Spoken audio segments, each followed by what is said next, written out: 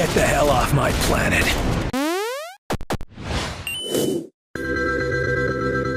This review is brought to you by the National Campaign Against Drunk Driving.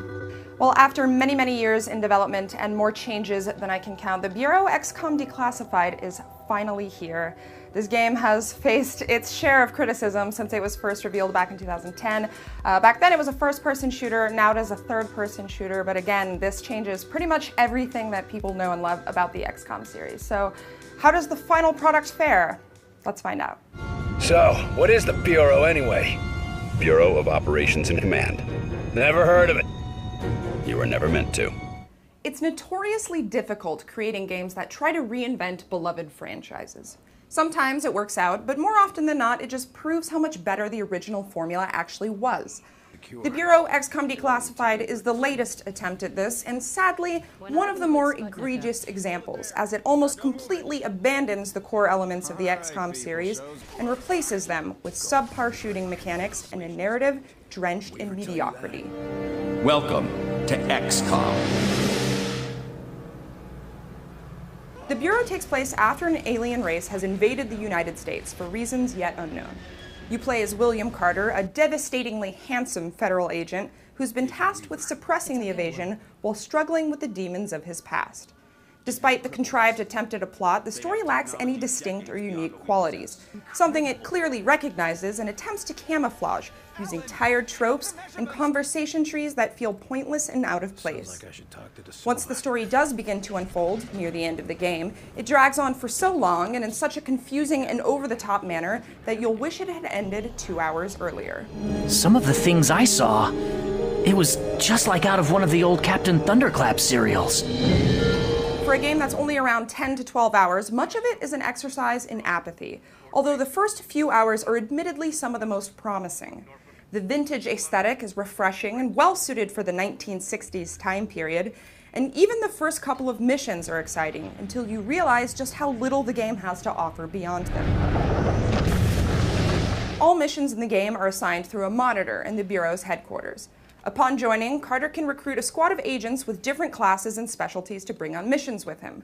Only 2 squad mates can accompany on any given mission, while the others are either left behind or sent out on separate squad missions to complete tasks and bring back rewards.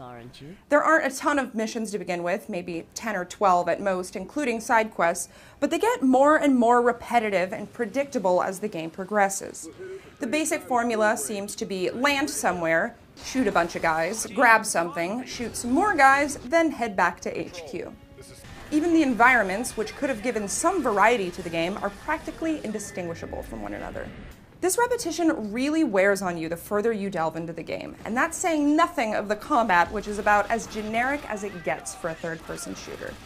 Even without the strategy elements, which are few and far between, there are aspects of this game that are simply inexcusable by modern standards. What's the deal with cover systems? No, but seriously, what is the deal with cover systems? Why do so many games still insist on using the same button for sprinting as they use for taking cover? It makes so little sense. Like, I can think of so few instances where that has had good results. 9 times out of 10, you're just going to be doing this over and over and over again.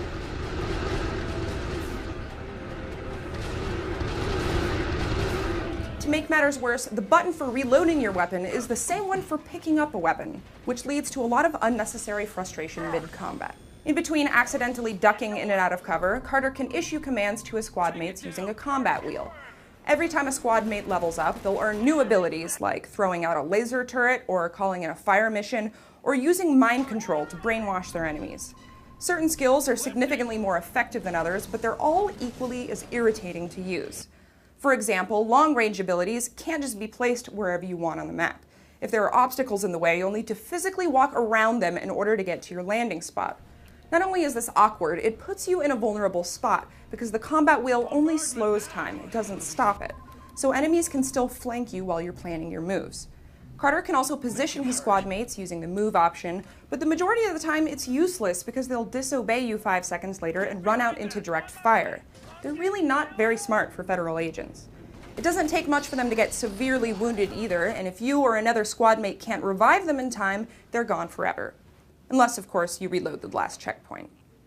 It's ironic that one of the few elements they managed to preserve from the original XCOM games, permadeath, achieves its purpose, but for all the wrong reasons. It's not the fear of losing a squad mate that keeps you on your toes, it's the fear of having to go back and replay a level again. And not because it's difficult or time-consuming, it's just that boring. If 2K Marin had focused more on the strategy elements of the game, then this could have been a fairly unique shooter. Unfortunately, it's about as strategic as Mass Effect 3 and nowhere near as fun.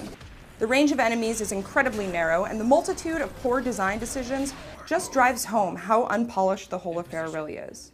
It fails to keep pace with its own ambitions and instead becomes more wrapped up in doing everything than doing any one thing well. For a shooter, the Bureau XCOM Declassified is substandard. For an XCOM game, it's just insulting. I give it a 2 out of 5.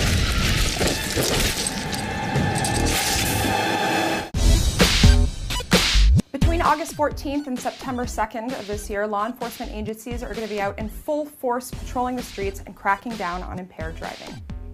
As you might know, Labor Day is coming up, and that is an especially deadly weekend for drunk driving. In 2010, 147 people were killed in crashes involving drivers or motorcycle riders with blood alcohol contents of 0.08 or higher. Like I said, law enforcement agencies are going to be out now and through the rest of the year, so if you've been out drinking, call a taxi, have a friend come pick you up, or just stay put. If you are caught driving while drunk, you will be arrested. No warnings, no excuses. And there you have it. Not the happiest of reviews, but those are my thoughts. I should point out that I was playing on the PS3 debug version of the game. Our producer Zach was playing around with the PC version. Specifically, he was using DirectX 11, and he did note some performance issues there. So if you do want to pick the game up, I recommend either waiting until those get sorted out, or perhaps picking it up on console. The game is out tomorrow for Xbox 360, PS3, and Windows, and as always, if you have comments, leave them down below.